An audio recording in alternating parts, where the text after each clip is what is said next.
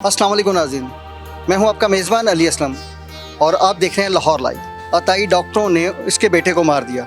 इससे पहले बहुत सारे वाक़े ऐसे रूनमा हुए हैं, बहुत सारे लोग मरे हैं, लेकिन कुछ आवाज़ उठाने वाला नहीं है। मुल्क में इनके ख़िलाफ़ कोई कार्रवाई करने वाला नहीं है। कार्रवाई होती है, घंटों की कार्रवाई होती है, उसके बाद फिर वही रूटीन चलनी शुरू हो जाती है।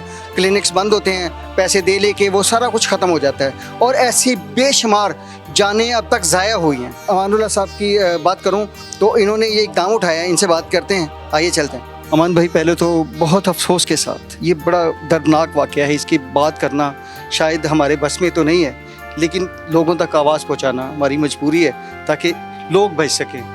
तो मुझे बताइएगा, इसके साथ जो पहला टाइम गुजरा है, लास्ट नाइट जो लास्ट डे था, वो कैसा था? बड़ा अजीब सा सवाल आपने कर दिया। अब मेरा बेटा बड़ा खुश था उस रात को जो है वो मेरे साथ, और मैं बयान नहीं कर सकता। मुझे जब नहा कर आया मेरा बेटा, हमेशा जब नहा के आता था तो आकर मेरे ऊपर जंप्स करता था और मुझे पापा पूरा नहीं कहता था, पा कहता था। तो उस रात को उसकी तबीयत थोड़ी सी ख़राब हुई थी, लेकिन उस तरह नहीं थी जो इंजेक्शन लगने के बाद हुई है।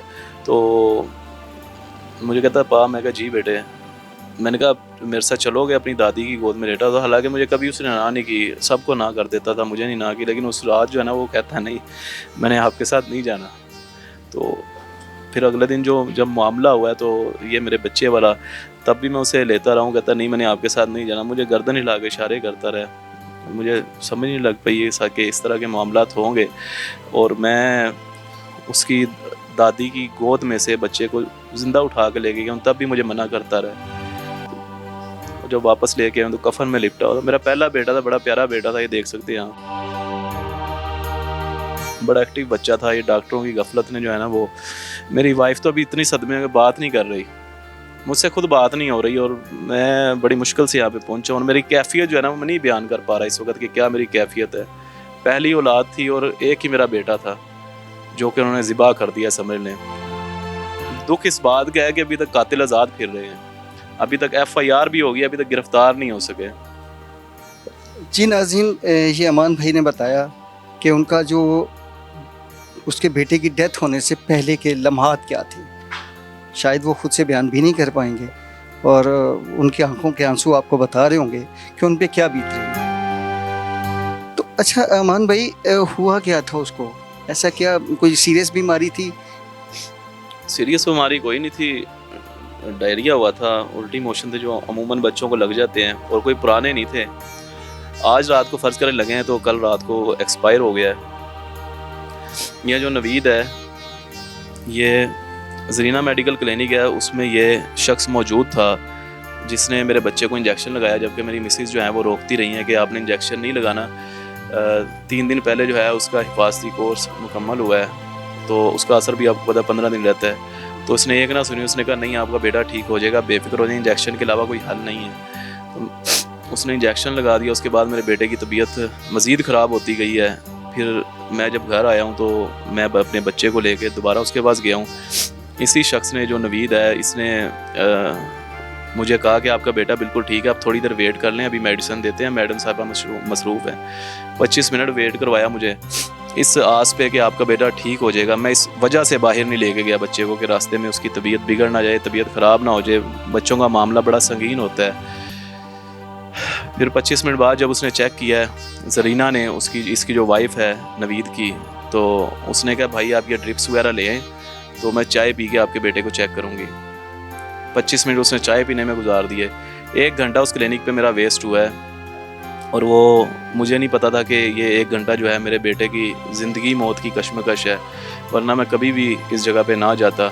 और दूसरी तरफ मुझे बड़े दिलासे दिए गए थे, मुझे आइडिया हो ही नहीं सका कि यार मेरा बेटा जो है वो एक्सपायर हो जाएगा, वरना आपको पता आने वाला वक्त किसी को पता हो तो वो इंसान पहले ही अपनी तैयारी कर लेता है। तो ये सारे मामला तो है। मेरा बच्चा वहीं पे एक्सपायर हो गया था, मेरे हाथ में लटक गया था, इस तरह मैंने गोद उठाया हुआ था, कंधे लगाया हुआ था, तो वो नीचे गिरने लगा था, मैंने ऐसे पकड़ा तो वो लटक गया था, बिल्कुल बेजान हो गया था। आँखें उसकी खुल गई थी, मुँह खुल गया था, और ज़ुबान पीली हो गई थी, और हाथ नीले हो गए थे। कोई मूवमेंट नहीं दी मेरे बच्चे ने। ये सारे मामला हुए हैं। फिर उसके बाद भी देखें, उनकी डटाई देखें, मेरे कहते हैं कि आपका बच्चा ठीक है, एक्सपायर हो गया मेरा बच्चा, कहती है इसे चिल्ड्रन हॉस्पिटल ले जाएं ताकि उनके ऊपर केस ना बन जाए। तो मैं चिल्ड्रन की बजाय इत्तेफाक एमरजेंसी में चला गया ताकि टाइम मज़ीद बच जाता, लेकिन उन्होंने जो मुझे डेथ सर्टिफिकेट दिया और मेरे बच्चे को जो फर्स्ट एड दिया, फर्स्ट ट्रीटमेंट किया है, वो सारा मैं देखता रहा हूँ। मेरे बेटे की हार्ट बीट चली ही नहीं शुरू से। उन्होंने कहा आपका बच्चा जो है कुछ देर पहले एक्सपायर हो चुका है। अच्छा, ये डॉक्टर्स ने आपको जाते ही बता दिया था कि आपका बेटा जो है एक्सपायर हो चुका है? इत्तेफाक में जाते ही उन्होंने अपनी तरफ से सारा ट्रीट किया है, उसे पंप भी किया, बाकायदा तौर पे मैनुअली पंप भी किया है और उसकी हार्ट बीट भी चेक करते रहे हैं। लेकिन उन्होंने मेरे सामने कम से कम 2-2.5 मिनट या 2 मिनट के करीब सारा प्रोसेस था, सारा अमला तमाम काम छोड़ के वहाँ पे मसरूफ़ हो गया था। आपने जो कार्रवाई की है उस पर कोई अभी तक अमल हुआ है? पुलिस आई है एक बार और वहाँ पर क्लिनिक जहाँ पर है मैंने निशानदेही की थी वहाँ पर आके विज़िट किया है और देखा है, बाकायदा तौर पे इन्वेस्टिगेशन की है, लेकिन वो वहाँ से अभी तक फ़रार है। गिरफ़्तारी अभी तक नहीं हो सकी है। मैं ये आप सबके सामने एक खुला सवाल है, एक बड़ा सवाल है कि गिरफ़्तारी अभी तक क्यों नहीं हो सकी है, जबकि बहुत सारे लोग सोशल मीडिया पे आके कुछ ऐसी बातें कर जाते हैं कि उनकी जो है वो आधे घंटे 1 घंटे में गिरफ़्तारी हो जाती है। लेकिन मेरे बेटे के कातिलों को जो है वो 1 हफ़्ता हो गया है खुले फिर रहे हैं, अभी तक गिरफ़्तारी नहीं हो सकी। अब वो गिरफ्तार होंगे तो मैं मुतमिन होऊंगा ना। मैं आपके सामने ये सारा मामला जो है। जी नाज़रीन, ये वो बाप हैं जिन्होंने अपने हाथों से अपना 1.5 साला बच्चा दफन करके हमारे पास आए। डॉक्टरों की गफलत, वो डॉक्टर जो अताई होते हैं, जिनको पता ही नहीं होता, जो 6 महीने साल किसी डॉक्टर के पास जॉब करते हैं और उन्हीं से 10-12 गोलियों का पता चलता है, उनको टैबलेट्स का पता चलता है।